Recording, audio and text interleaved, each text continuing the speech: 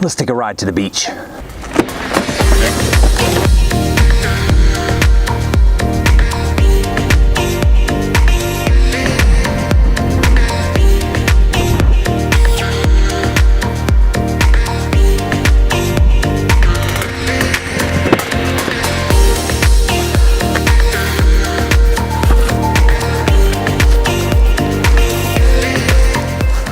It's a little windy out here, so it may be hard to hear, and I apologize for that, but I'm out on the beach, and what I want to do is I want to get some footage with the GoPro 6, and I'm going to use the Phaotech gimbal, and we're going to see exactly how to make GoPro footage look wonderful on Premiere Pro. First, we need to get some footage. Let's get started.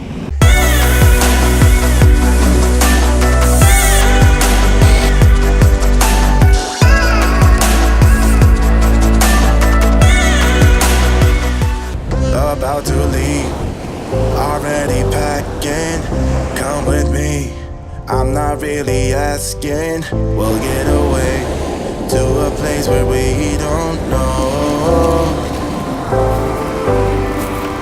about to see the world in action, what we can be, life with no distractions, we'll get away, this is what we waited for. Take my hand, we'll make it somehow. We get this out. I'm done living life with the lights out. All right, so the footage on the left has been corrected with the tool that I'm going to show you here in a few minutes. The footage on the right is directly out of the GoPro 6.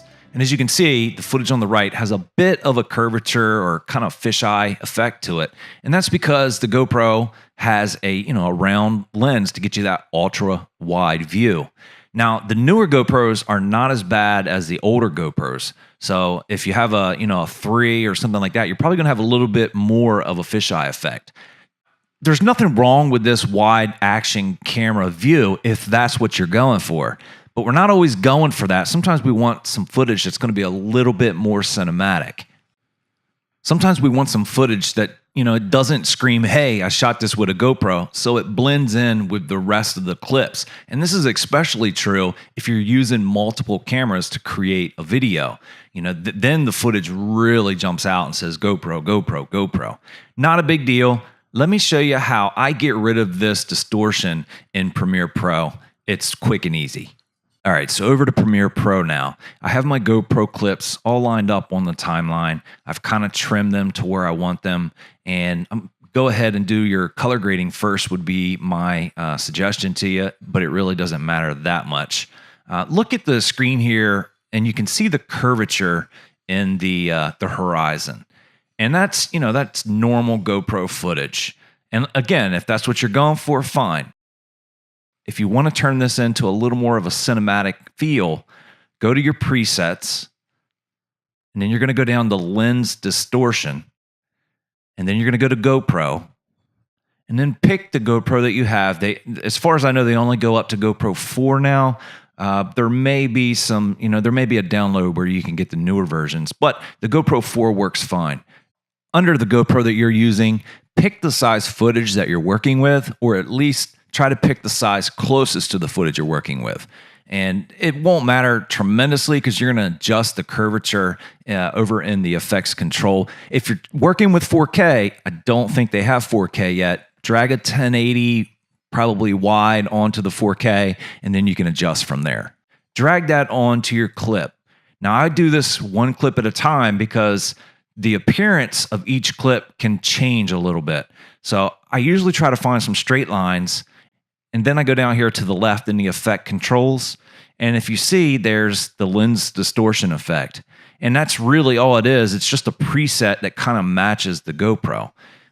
Each GoPro is going to be a little bit different, but somewhere between a -18 and a -27 curvature is usually going to get your clips right about where you want them. So I'm going to go through each clip, and I'm going to adjust the curvature based on the lines that are in the frame. So I'm looking for some horizontal or some vertical lines. I'm going to adjust that curvature up or down to get that, that frame, those lines in that frame to my liking. Again, I just want to reiterate the tool we're working with is the lens distortion tool. And you can find that in your effects panel just by typing lens and it'll come up. The GoPro setting that you saw in the presets comes with Premiere Pro, but it doesn't mean you have to use it. So if you find a curvature that works best for your footage, go ahead and save that as a preset, and then you can just go to that very quickly. I'm going to go ahead and finish tweaking the curvature on each of these clips, and then I'm going to put them together and let you see the final product.